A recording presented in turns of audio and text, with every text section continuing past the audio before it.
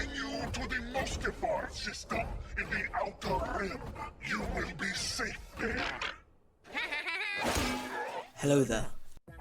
LEGO Star Wars Rebuild the Galaxy is just around the corner now, and to up the hype, they've released a second trailer. This trailer reveals a lot more about the show, like an evil Kit Fisto, pod racers on water, and even Yoda, Mace Windu, and General Grievous on the same team. So here's a few theories I have to explain all of this. Enjoy. For our first theory, let's look at a familiar face who's slightly different.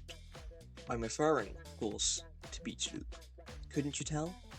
When we first saw this figure, I thought that maybe he exiled himself to Scarif instead of Achtu, but then the second trailer came out showing Luke was in a cantina. And not just any cantina, Mos Eisley cantina. I mean, just look at the guy who's got the death sentence in 12 systems, and his friend, who doesn't like you either. In fact, look closer at Pondo Baba. He's also wearing a beach shirt. And earlier, we saw Luke driving Anakin's pod racer on water. I'm sure I don't have to explain any further, but I will. What if Tatooine was a water planet, like Scarif? And maybe after the second Death Star explodes, Luke and Vader retired to their planet of origin. For our second theory, let's discuss the final big reveal of the trailer. A bunch of prequel-era characters in a team, wearing matching outfits. Well, these outfits are actually the prison uniforms from Andor. And just after that, we see the ship from Andor with our main characters flying it. This may be a hint that to stop Jar Jar, they might try to break out the prisoners using one of the ships from the prison. For our third theory, I wanted to talk about this. No, not the Sith Lord, but instead what he's holding. At first glance, this appears to be a translucent blue cylinder, and, well yes, you'd be absolutely correct. But in the context of the series, the most logical explanation for it would be a hologram, like we've seen in previous sets. But unlike those, this one has no printing. Adding to the mystery is that inside the set itself, the Dark Vulcan, we can find a whole crate of these. If I had to guess, I'd say that these are holocrons. We did have 2 series based around them, after all.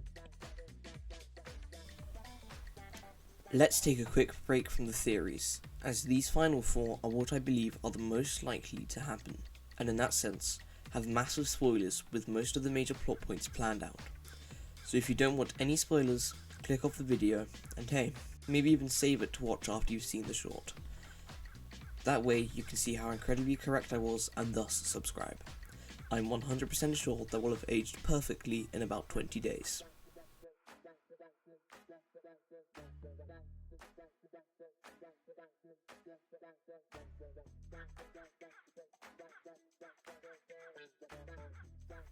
Our fourth theory is a bit of an odd one, as it could get confirmed or denied instantly, or not even mentioned at all. The theory in question is that Jedi Bob is part of the rebuilt galaxy. To put it simply, he, like Jedi Vader, Darth Jar Jar, and Clone Akbar, didn't exist until the Cornerstone was unlocked. That would mean that the only people unchanged, that we know of, would be the main character, Sib Griebling, and his Gonk droid. Coincidentally, they are also the only people who are there when the Cornerstone is activated. Editor's note. After watching the first trailer again, we can clearly see Jedi Bob is with Sib, or at least existed before the Cornerstone activated. Kinda nullifies this and the next theory, but the sixth theory still applies. After looking at the what, our fifth theory discusses the who. Who is, or rather was, Jedi Bob? I mean, it's pretty obvious. Obi-Wan Kenobi. Even if he isn't Obi-Wan exactly, he is at least the mentor to Sib, like old Ben to Luke. After the last 2 theories discussed the what and the who of Jedi Bob, Theory 6 discusses the mortality of little plastic people. That's right, I believe Jedi Bob will die. I mean, think about it. If they revert the galaxy to normal, won't that mean everyone and everything we saw in the trailer will be destroyed? Or at the very least, considered non-canon and bundled in with the rest of Legends, arguably a fate worse than death? I sincerely believe that Jedi Bob will die in some way, shape or form. I mean, he's the mentor figure. It's pretty self-explanatory. At the very least, they'll do a fake-out death. For our seventh and final theory, we're going to talk about a blink and you'll miss it moment in the trailer. This shot. Now for a little context, this character is known as Darth Dev, and he's Sib's older brother. We actually see him in the trailer for a little bit before the cornerstone activates. This shot is accompanied by what is presumably Dev saying an inspiring message to his brother. You spent your life telling stories about heroes? Maybe it's time to be one. Woohoo, yeah! And as we see here, he's leading a fleet to attack this unnamed planet, which suggests that he might be the big bad behind it all.